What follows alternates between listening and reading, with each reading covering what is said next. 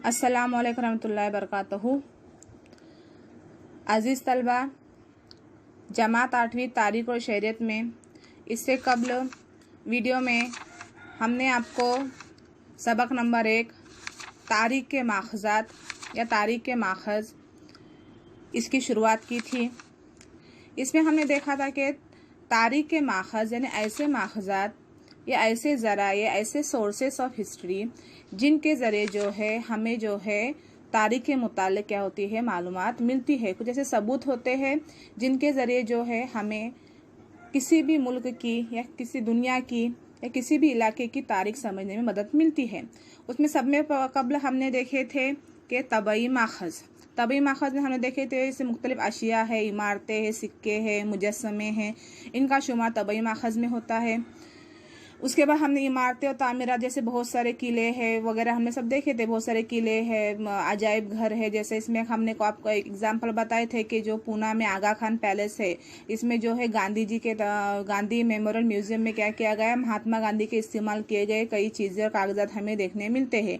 इसके बाद हमने देखे थे तबई माखज़ में के मुजस्समे और यादगार यानी मुजस्समे में आप देखे होंगे कि कई जगहों पर जो है क्या होते हैं मुजस्समे खड़े किए जाते हैं, मुजस्समे बनाए जाते हैं और उस मुजस्समे के नीचे जो है वो शख्स जो है उसकी पूरी हिस्ट्री उसके ताल्लुक से तफसीली मालूमात क्या होती है हमें देखने को मिलती है। जैसे हमने आपको एग्जाम्पल बताया थी कि सरदार वल्लभ भाई पटेल का भी अभी जो मुजस्समा बनाया गया है इससे कबल, तो वहाँ जब जाकर आप देखेंगे तो सरदार वल्लभ भाई पटेल के ताल्लुक से जो है पूरी हिस्ट्री आपको देखने में मिलेंगी। तो आज के इस वीडियो में जो हमें पढ़ना है वो है तहरीरी माखज़। अब तहरीर यानी क्या होता है लिखी हुई शक्ल में। तो ऐसे माखज़ात जो लिखी हुई है वो क्या कहलाता है तहरीरी माखज़।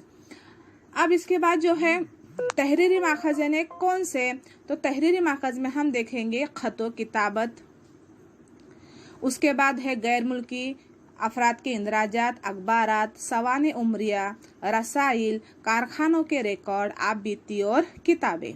अब ये जो इनका जो शुमार होता है किसमें होता है तहरीरी माखज़ में। इन माखज़ात के ज़रिए जो है हमें क्या होती है हिंदुस्तान के किसी मुल्क की क्या होती है तारीख़ को समझने में मदद मिलती है। अब तहरीरी माखज़ में जो पॉइंट नंबर 1 है वो पॉइंट नंबर जो 1 है वो है अखबारात और रसाइल।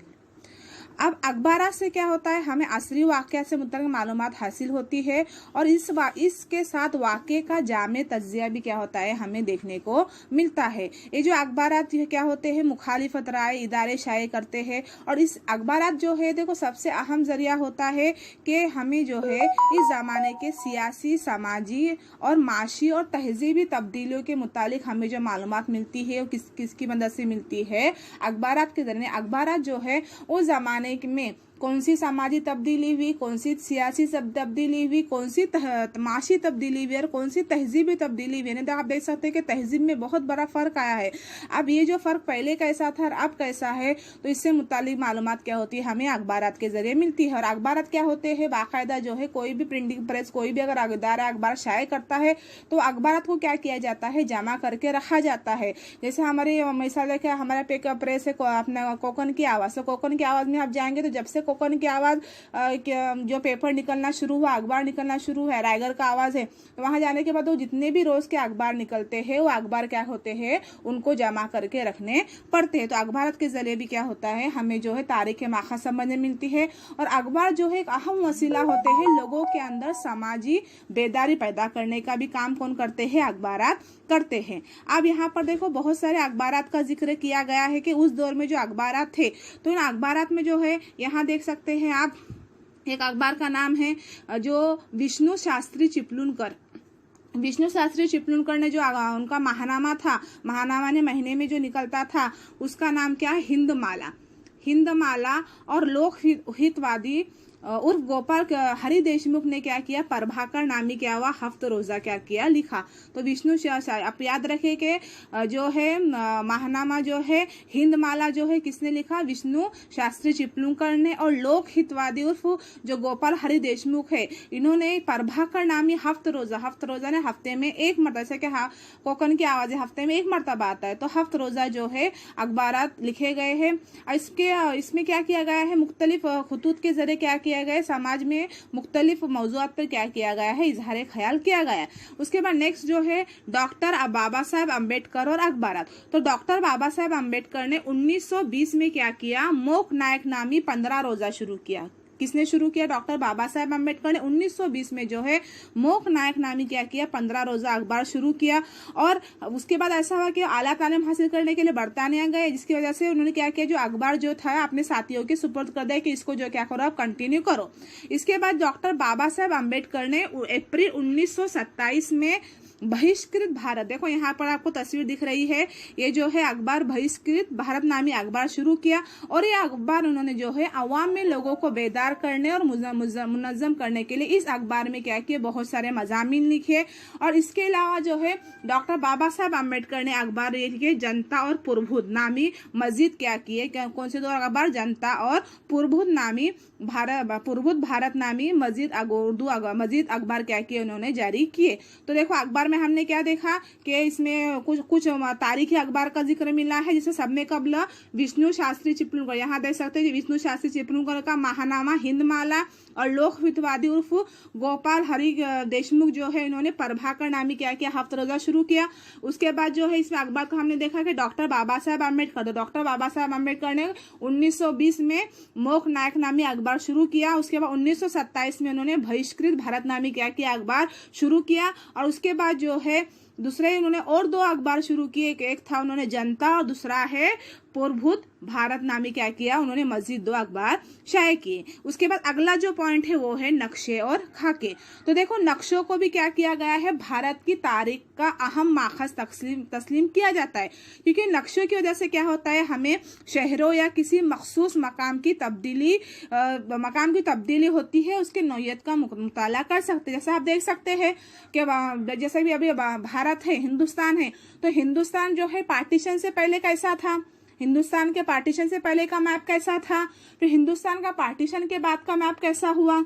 अब जैसे मुख्तलिफ रियासतें भी होती है, तो रियासतें क्या होती है, बाद में अलहदा होती है, तो किसी रियासत का पहला नक्शा कैसा था, और जब रियासत में कुछ तब्दीलियां आई, कुछ इलाके अलहदा हो गया, कुछ इलाके शामिल हो गए, तो वो नक्शा कैसा होता है। तो इन नक्शों के जरिए भी क्या होता है, ये हमें क्या होता है, किसी भी जगह की हिस्ट्री समझने में बहुत मदद मिलती है कि पहले ये इलाका कैसा था, अब ये इलाका क्या है, कैसा है। तो नक्शे जरूरी नहीं, हमने इससे पहले भी पढ़ चुके हैं, नक्शे कई तरह के होता है। हमारा छोटा सा घर भी है तो उस घर का भी क्या होता है, नक्शा होता है। अब नया घर बनते हैं उस जगह पे, तो हम देख सकते हैं कि हमारा पुराने घर का नक्शा कैसा था और हमारे नए घर का नक्शा कैसा है। नक्शों के जरिए भी क्या होता है, हमें तारीख को समझने में क्या होती है, मदद मिलती है।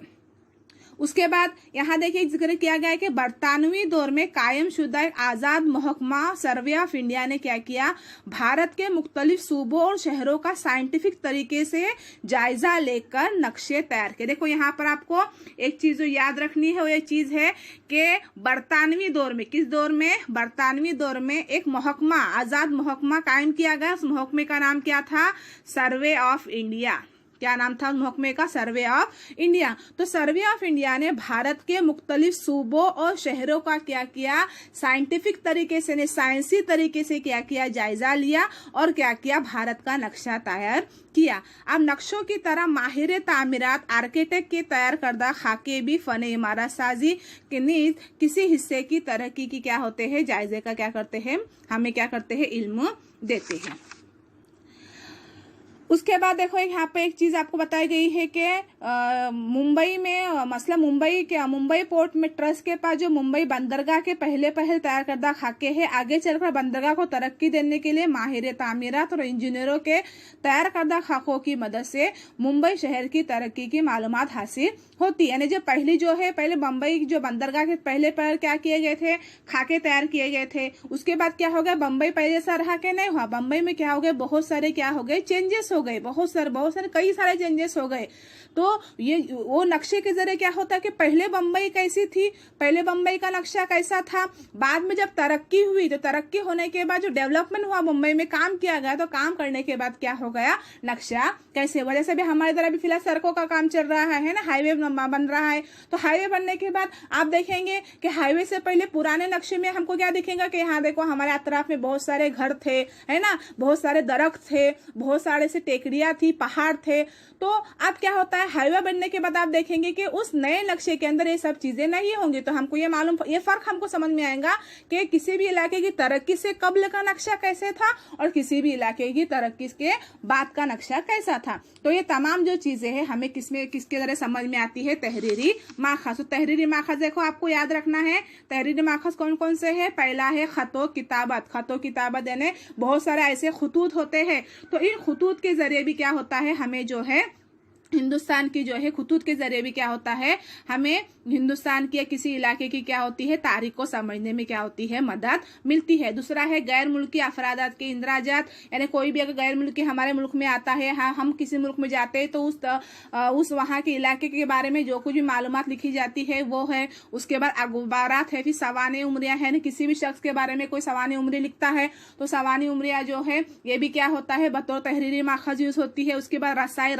यानी मुख्तलिफ किस्म के रिसाले होते हैं, तो रिसाले के जरिए भी क्या होता है, हमें तहरीरी माखज़, ये तहरीरी माखज़ है, इसके जरिए क्या होता है, हमें हिंदुस्तान की हिस्ट्री समझ में आती है।